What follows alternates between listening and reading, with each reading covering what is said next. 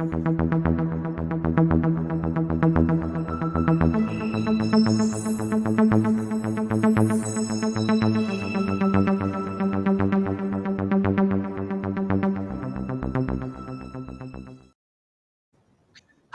I'm Graham Jones and welcome to Channel KT4, broadcasting live on Facebook and YouTube. You can join in by sending in questions during the show. Just press the comments button on the screen. Don't forget to click the like or share buttons. If you're watching on YouTube, please click to subscribe to Channel KT4.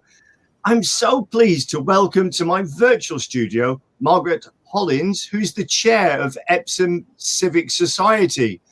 Hello, Margaret, and thank you for joining me on today's show. Hello, Graham. Very good to be with you, and thanks for inviting me on, and looking forward to having our chat. No, it's absolutely a delight to have you, and thank you for giving your time today to be on the show.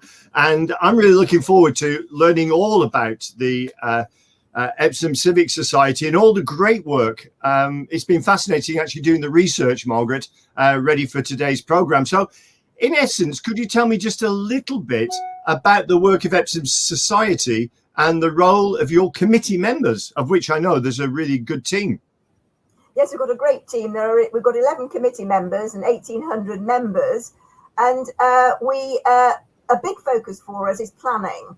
And we do things like monitor planning applications and monitor progress on the borough's local plan. And that might sound a bit dry, but actually, it's really important for everyone to try to get involved with this because it helps shape the borough for the future and what it's going to look like. And to support our activities, we've got a quarterly newsletter which we distribute to our members. We keep an active website going. We respond to both the council's consultations on planning matters and central government's consultations. And we interact with our members and a variety of other organisations as well. We were founded in 1959, originally as Epsom Protection Society, but we changed our name in 2011 to Epsom Civic Society to, I think, embrace a bit more of a holistic approach to shaping the future as well as safeguarding the past and the heritage of the built environment. So that's really where we've got to and how we've got to where we are. So we're just over 60 years old now. Wow, that's amazing, Margaret. Do you have links with other local organisations? And if you do, how do you promote community engagement, especially when it comes to things like planning, which I know is always a contentious issue in Epsom at the moment? Well, yes, I mean, we have links. We do encourage developers to get in touch with us about their own planning applications so that we can talk to them about that. We also liaise with council officers and the chairs of council committees, particularly the chairs of the planning committee and the licensing and planning policy committee. We do liaise with the chairs of the standing committee of residents associations. And we've got other links with other organisations, not so much planning related, but we might come to that a bit later on. But focusing on the planning matter aspects, we're also linked to Civic Voice. We're a member of Civic Voice, which is the umbrella organisations for civic societies, and we're a founder member of that. And we also link to the all-party parliamentary group for civic societies. So we've got quite a range of both local and sort of national bodies that we do liaise with, and also community organisations such as neighbourhood forums, the Stoneleigh and Oriel Neighbourhood Forum, the Save the Wells organisation, and other bodies such as the MGS04 Festival. So that's not directly planning linked, but nonetheless, we've also been supporting the Emily Davison Memorial project. So we were very happy to fund or contribute to the funds for that statue. Yeah, I actually had a discussion about that on the program a couple of weeks ago about the Emily Davison Trust and all the work that was done in putting together that marvelous statue that's on the main parade, isn't it, in Epsom, which is really good. And so you also get involved in sponsoring these things as well, don't you? Yes, where we can. Yes, we sponsored, or we helped to. We contributed financially to the Emily Davison statue. We've also provided funding for a few years ago for the cleanup of the Millennium Green Pond and surroundings, which is opposite Epsom Hospital on Woodcote Green Road. We've sponsored some activities linked to the MGSO4 Festival. One of the things we co-sponsored with the Art Society was the Lost Words of Epsom book, which local students and school children put together. So we focus a lot on planning, but we also do engage with other activities and support other activities in the borough. Oh, and tree planting as well. Our members are very generous and they love our trees, or they love their trees, I should say. And so we do support the Epsom's Tree Advisory Board, particularly with street tree planting. Wow, amazing. I mean, one of the things, Margaret, you just mentioned about the Woodcote Millennium Green Trust, and only 2 weeks ago I had the chair of that particular trust was on the program, and so I learned all about it, and I actually went to visit, and it was great to see all the work that has been done there with your generous support, which is really good, and actually how many care workers were using it, because it's just, as you said, just across from the hospital. They were using it to sit and relax, have a coffee, have a sandwich or whatever. So really, really good. So thanks. I really didn't know until I started doing some research how much you're involved in other local volunteer events that are taking place in the community at the moment, which is really good. Let's get down to a bit of planning stuff, Margaret, because I'm also interested in that. Yes. And can you explain what getting a new local plan adapted for the borough, and why is it so important to get this plan adapted? It's important to get a new local plan adopted because it's going to guide the development in the borough and planning in the borough for the next 20 years or so. The current local plan is rather out of date. It still exists. So the new local plan will help shape what the borough looks like, what sort of developments we're going to have and what it's going to look like and where it's going to go. And that's a big challenge for us in Epsom, because a lot of the land in Epsom is subject to what's referred to as planning constraints. And what that means is we have a lot of land, and we're very fortunate in this, that's either designated green belt or sites of special scientific interest or ancient woodlands. And it means that in total, we will have very little land to actually have for new development. And we've got quite a lot of new housing to accommodate.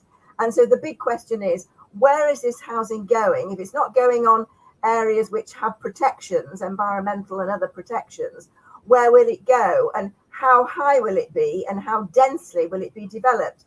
So I think the borough is facing some quite significant transformational change. And what we want to do is to ensure that as many people as possible in the borough, have their say and have their input into the new policies which are going to shape the new local plan. That's really, really key. Yeah.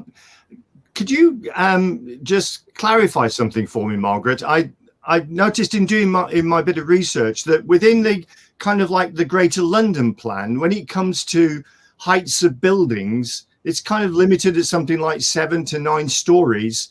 Whereas it seems that when you just walk across the border into Surrey, the rules seem to be different. It doesn't make any sense to me. Why is that, and what can we do about it?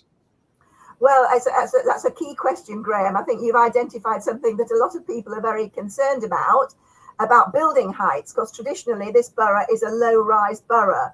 And while the society supports growth and change, we don't want to end up having lots of glass towers to sort of push the borough into its modern phase. So while obviously we're not in London, but London has a new London-wide London plan.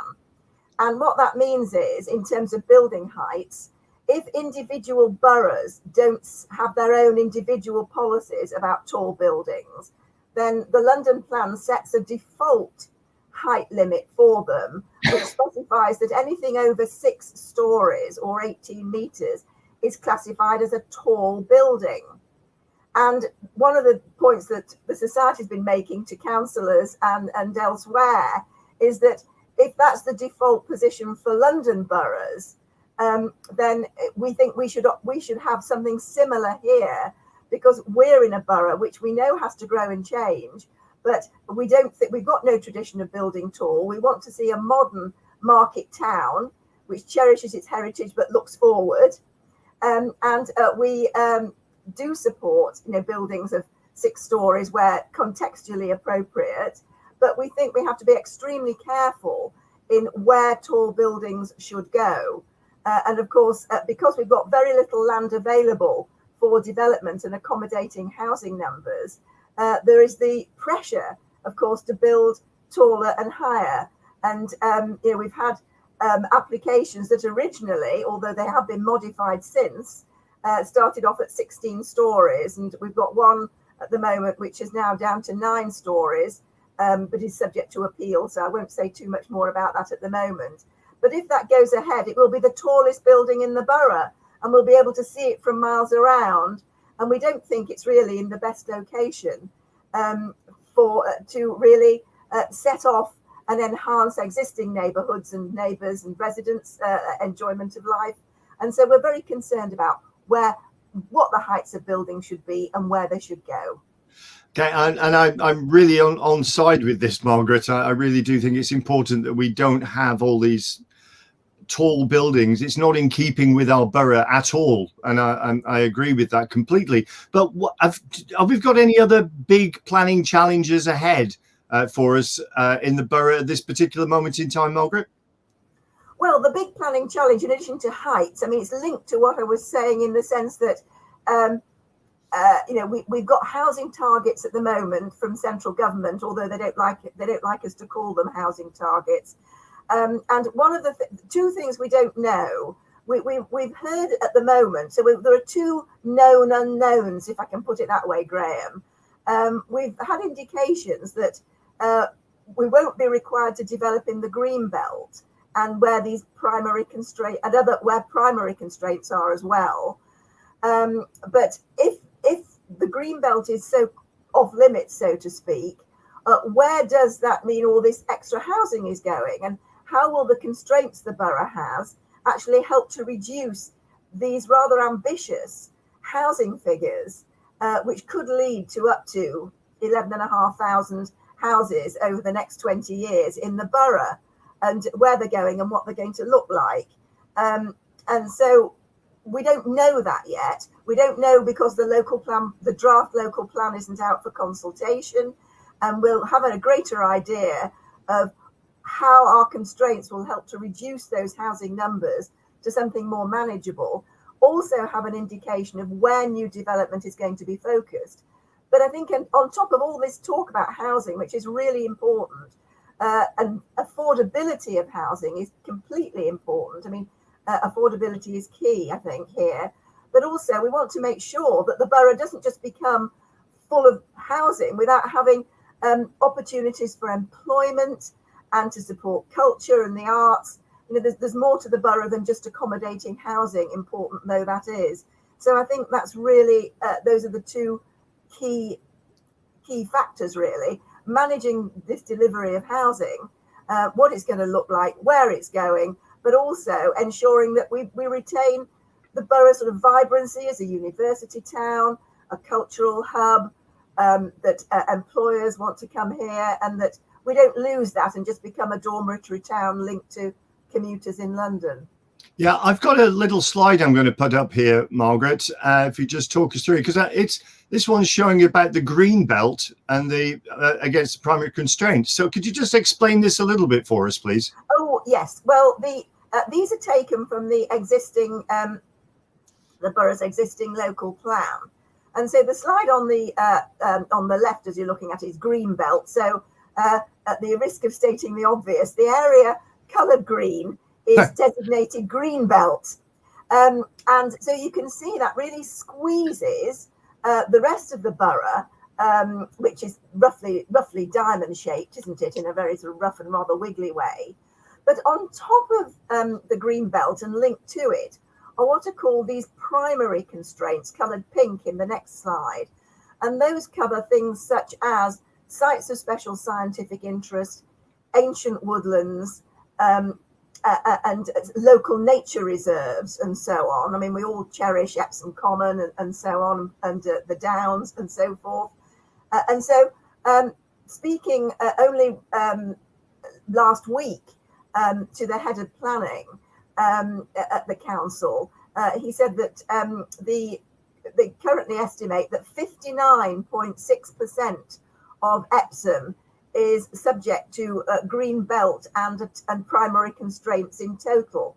So if you're roughly getting on for 60%, just for ease of calculations, it means that only just over 40% of the borough is left for development, and that's actually quite a small amount when a lot of the big sites for development are already built out. Not all of them, but we've got more medium-sized and smaller sites. And again, the big question is, where is it going in terms of new development, and what's it going to look like so that it will make good places? I mean, this idea of good placemaking, it's not just bricks and mortar, important although that is, but are we making places that people want to live in and think, oh, that's a nice place and we want to live there and socialize there as well?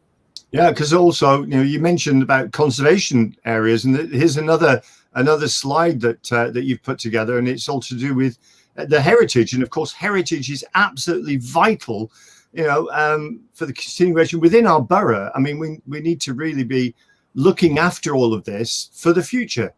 And this is the slide that you put together. Yes. Well, I must say it's Epsom and Newell who put it together, but I brought it on to you.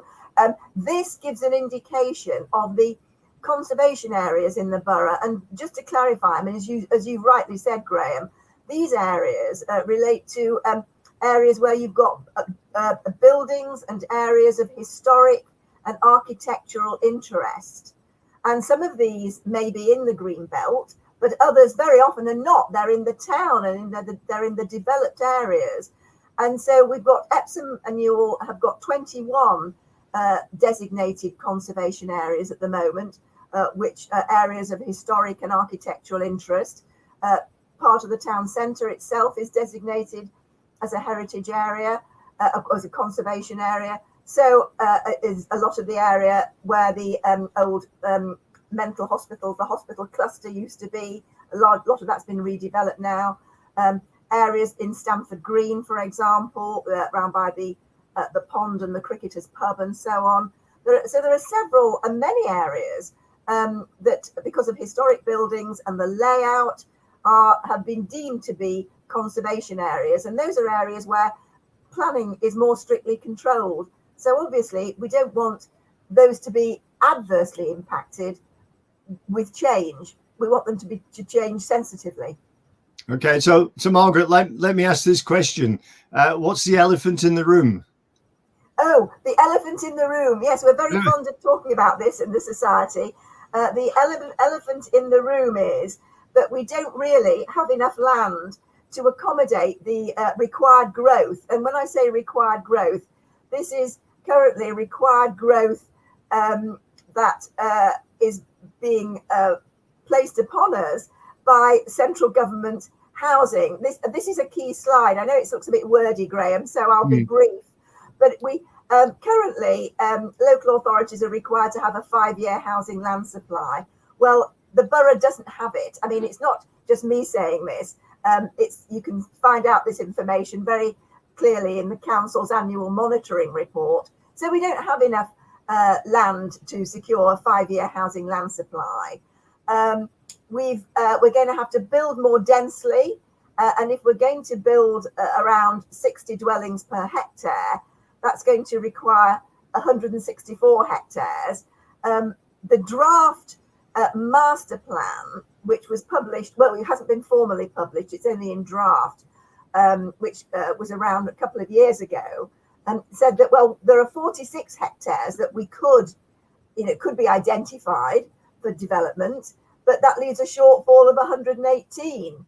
So, we're being squeezed and squeezed and squeezed. So are you going to increase the densities quite significantly or very significantly, particularly as we're building around 40 dwellings a hectare at the moment, sort of moving to 60 and possibly 130. And it doesn't take an expert to realise if you're talking at that sort of density, you're talking about tall buildings. So the big elephant in the room, which I think people are trying to address now, and not only in the draft local plan, but I think there's been a lot of pressure on from MPs to central government, not just our MP, but MPs more generally, about actually are these.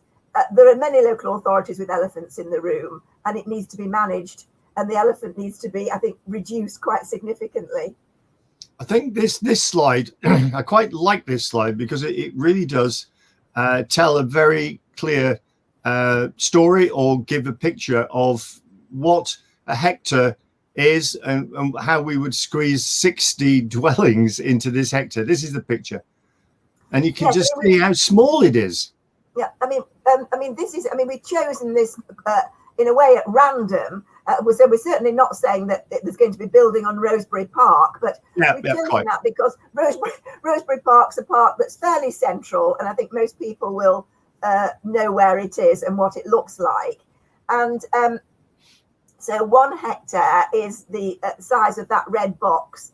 And so if that's going to be put anywhere else in the borough, then it could have 60 dwellings on it. So whether you've got 60 low-rise dwellings or high-rise dwellings or medium-rise, but that would cover pretty much the whole of that portion of Rosebery Park. Yeah. And then with the shortfall identified in the draft master plan, which I have to stress hasn't been officially published yet, although it was put together a couple of years ago, and it is available on the council's website if you hunt for it. So there we've got a slide showing the shortfall of 118 hectares, and so each yellow box there represents roughly 25 hectares plus a bit more for the 18. So 425 is 100, and a small little yellow box at the bottom. And so somewhere we've, it looked as if we were going to have to find that amount of land, and that's a broader view of Epsom, obviously on that Google map. It's really quite significant. I know people tend to prefer, particularly now it's Euro 2020, to perhaps measure these things in football pitches, but I'm not sufficiently au fait with that. But that just gives you a broad indication. Really, we're having to sort of pepper pot, I think, around the borough because we don't have those vast chunks available.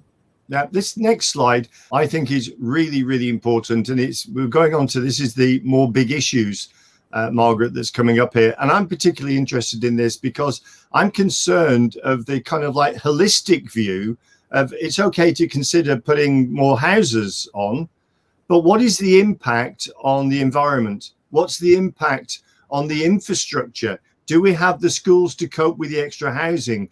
Do we have the transport or the highways infrastructure to cope with that?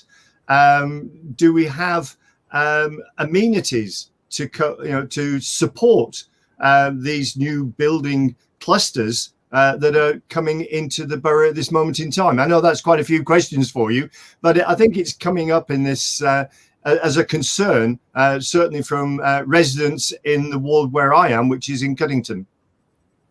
Well, I think those are all, they're all interlinked, Graham. So I completely get why you sort of flag them all up together.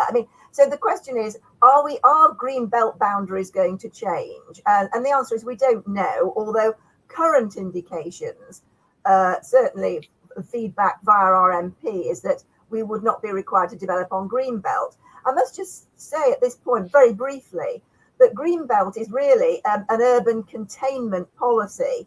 It's to stop urban sprawl. Obviously, we value green belt, and most of our green belt in Epsom is very green. Some boroughs may have green belt, which isn't quite so green and might benefit from some sensitive developments, but ours is actually very green. So do we, at the moment, we don't build on it unless there are very special circumstances. But we've only got roughly just over 40% of land available. So if we deliver on housing numbers, and we're not quite sure what those housing numbers are going to be, we hope considerably less than 11,500 over the next 20 years, because that could bring in roughly 20,000 extra people, young families perhaps needing schools, obviously shops, medical facilities, and so on. So you're right to think about infrastructure. Where is that going? Do we have enough schools to cope? Do we have transport of the right type? Current policies are trying to get people out of their cars and use public transport more. Well, have we got good transport links? We've got good train links, but what about the bus links? What are the implications if you build a little sort of satellite area on the edge of the borough?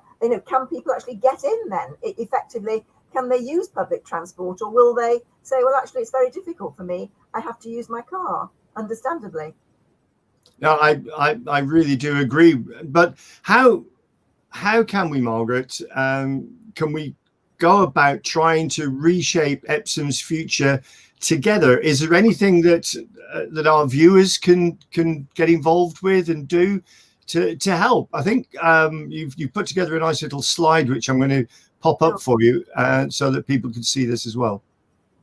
Well, thanks, Graham. I mean, I think, and I know very often for people that you mention planning and people's eyes slightly glaze over. I mean, not everyone. Our members, I think, are generally very interested, and that's very encouraging. But I think at the moment, I think it's about making your views known, whether that's on current and future planning applications, or more specifically in the context of what we've been talking about. Get involved and engage with the local plan process. Now, it's been delayed for a variety of reasons over a number of years, not least because of the pandemic.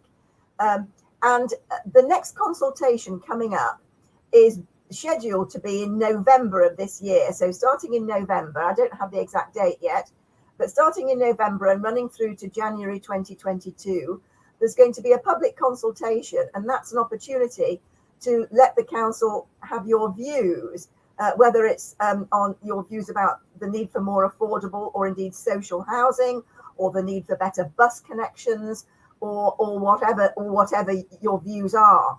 And so I'm not sure quite how the consultation is going to be delivered. We'll get some more information from the council in due course.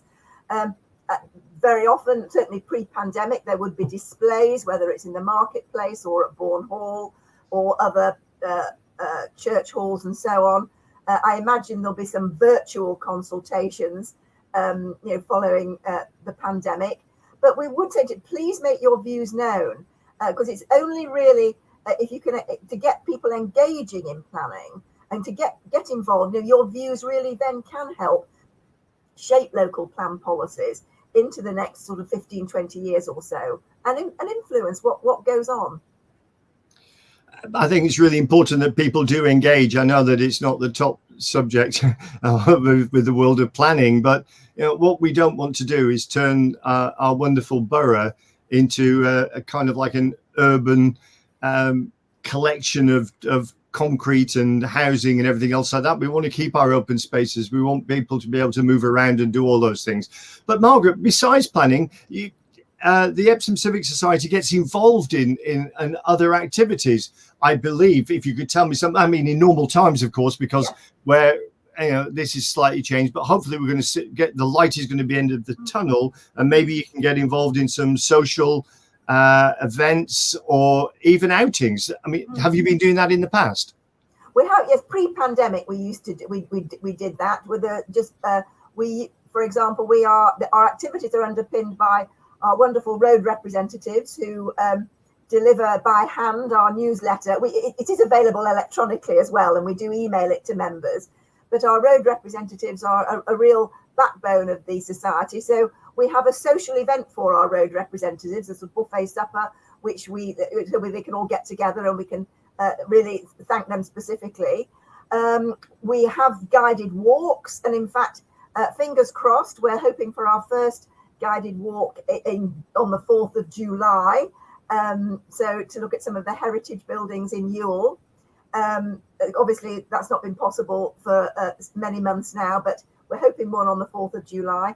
We also have outings beyond the borough, outings to whether it's National Trust properties and other organisations like that. And indeed, often at Christmas, we've gone to, we've had a Christmas outing. For example, the last one was to the mill at Sonning, where you can have a very nice meal beforehand and then go and watch a music. It's usually a musical. The last one was Singing in the Rain. So we had a coach trip and out there. We've had other visits to Runnymede and Windsor and to Royal Holloway. So we do get out and about. It's not all about planning all the time and unrelenting. And while we're very much grounded in the borough, we also look beyond the borough as well. You know, our social events are really important for members, and we've missed holding them, and we hope, you know, hopefully we've got some plans in place for this Christmas too. Again, with fingers crossed at the moment. Yeah. Okay. But how do people find out about these events? And is this for members only, or can just people in the community get involved? Well, excuse me. Normally, I mean, our events first and foremost are for our members, although members, of course, can bring along their partners or a friend and so on visits and so forth. So information is in our newsletters. It's on our website. We also have a Twitter account which puts out information. And I think just generally, Graham, if I could say, just the society, we sort of act as a channel for not only socializing, and we usually have an autumn buffet, a general buffet with some sort of entertainment for our members, and we normally invite the mayor and to come along as well. Again, we've had to suspend that. So we've got our website. We have a Facebook page as well, which I forgot to mention, our Twitter account, and we're probably working towards getting an Instagram account at some point in the fairly near future. So we're reasonably active on social media, and of course we can email our members directly about issues which we think are of interest to them, whether it's planning issues or social events. Okay, thank you for that, Margaret. Now, Margaret, one of the great things about the show is if people ask questions, they can type them in and I can put them up. And we have one just come through from Kim Spickett, and she's asking this question. Does anybody feel, though, that we need shops and offices less and less? Could that release land for families to build homes? It's a very good question, Margaret. Yeah, it is a very good question. And I think now, obviously, we know that the high street is really changing, isn't it? That it's not just high streets, but primarily shops and offices at some nearby high streets. One thing that the government has done, although the society's got slightly mixed views about this, I have to say, is to change some of the planning regulations so that they've extended permitted development rights so that commercial and office premises can change to housing, to residential, without the need to go through the full planning application process. Now, that will be interesting to see how that pans out, because it's not come into force yet. It starts on the 1st of August. And I think we'll have to see how that works out. So in theory, it should be easier to change a use from a business and a retail use and an office use into residential. You can already change office to residential. That was changed earlier on, but the retail has shifted. And so you might end up with, again, a more sort of pepper potting of residential in the high street, which in many ways, having a more mixed community there can be a good thing. I think there are concerns about what happens on the ground floor at street level, because then obviously if it's residential, it will be private. And so you might lose a bit of vitality from shop fronts and shop windows. But the high street really does need to have a massive rethink. And I think our colleagues in Go Epsom are really, working hard at that to entice people back into the town centre. But it's a very good question to which I don't directly have an answer, but it's very much watch this space on that one. Okay, thank you for that, Margaret. And finally, you want to have some more members, and you want people to contact you. We've got a contact list here, and I'm going to put this up, but what I also want to say, Margaret, is that I'll put this up on the Channel KT4 Facebook page and associated pages, so that it's up there. So if people go to want to find out any more detail and then click onto the links, they'll be able to do that, which is very good. So that's one, and I think we have a second one as well, and I'll also put this up on the site. Yes, well, those two, Graham, I'm glad you put those up. Those two are in fact where you can find out more about planning from the council, and right. That's really those are really important, and great if you can put those up. That would be absolutely excellent. And you can find out the council's now got a sort of dedicated slot on its landing page about the local plan. You can find out a bit more about the society. I think also I may have sent through to you, I think, just a link for us as well.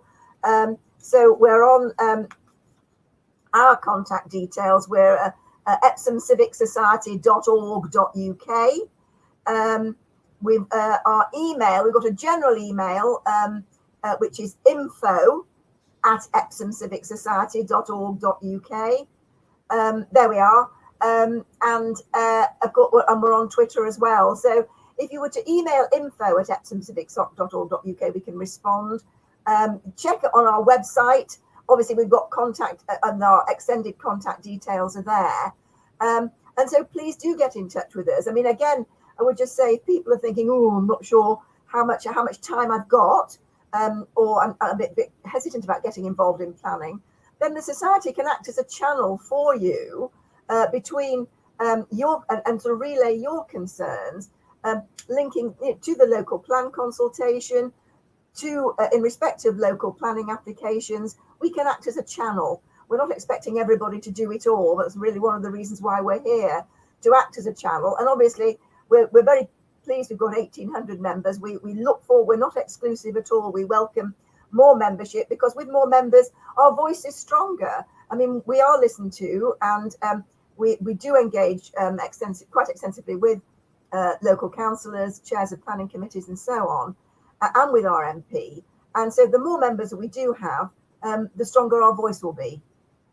Okay, Margaret, thanks very much. Can I just say, if you could just stay in the studio, and we'll have a little chat afterwards. But in the meantime, Margaret, I can't believe how much ground we've covered about all the work that the Epsom Civic Society does. So thank you for sharing all the information for our viewers, and an even bigger thank you for agreeing to be my guest on today's program. It's wonderful having you on there. Ladies and gentlemen, please give a big shout out to Margaret Hollins, the chair of Epsom Civic Society. Thank you very much, Margaret. It's great to have you on the show. Well, thank you, Graham. It's been a pleasure to join you. I've enjoyed chatting. That's good. I always like a good chat, Margaret. Exactly. Okay. Every week, I'm giving a bit of a shout out to local businesses that are helping keep our local magazine from the Residents Association going.